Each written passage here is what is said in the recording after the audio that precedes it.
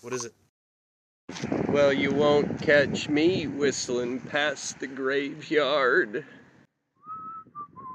A graveyard in Manchester, New Hampshire, to be precise. Whistling past the graveyard is an expression about ignoring reality. And people certainly seem to have a hard time acknowledging election fraud, which happens in every election.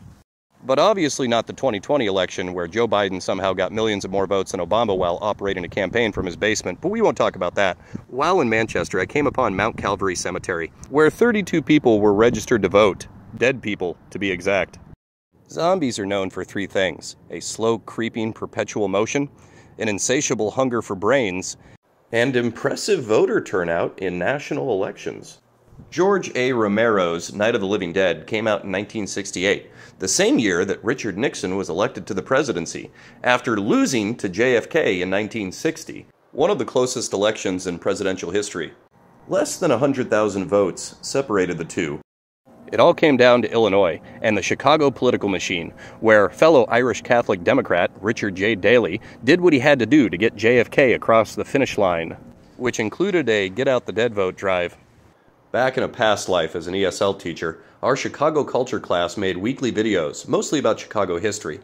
After 11 bank robberies and 2 escapes from jail, John Dillinger went to see the movie Manhattan Melodrama in the Biograph Theater.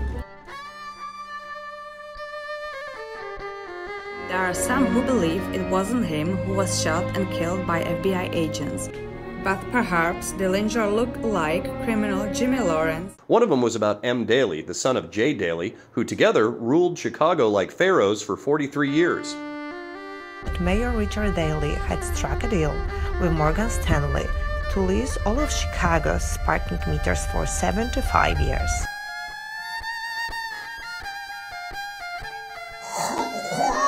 And now back to this week's drawing.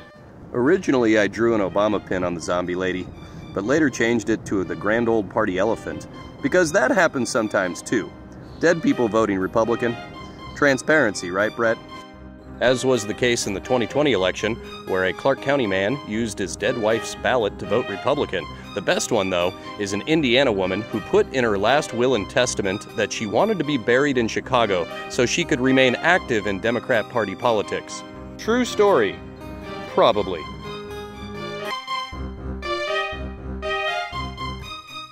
As Joe from the Hot Springs put it, we're in the first 5 minutes of a 3.5-hour movie, so who knows what's going to happen. And the zombie apocalypse might have already started, judging from an incident that happened in Las Vegas April 28th, where a man was eating another man's face at a bus stop, not too far from where I live. The man reported that he was possessed.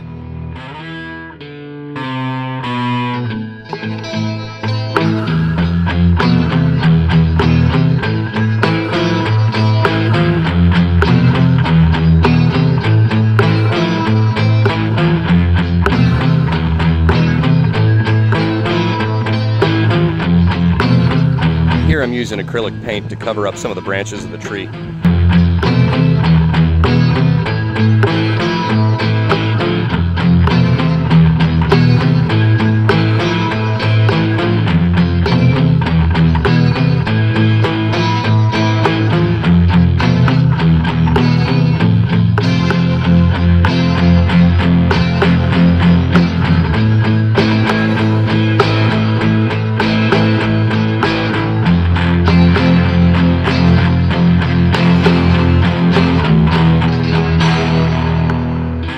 Evidently, aliens voting is a thing now too.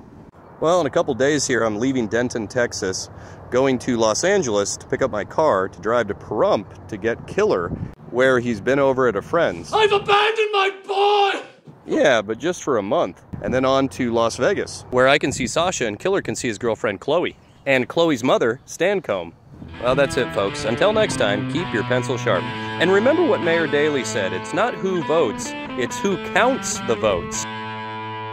That might have been Joseph Stalin.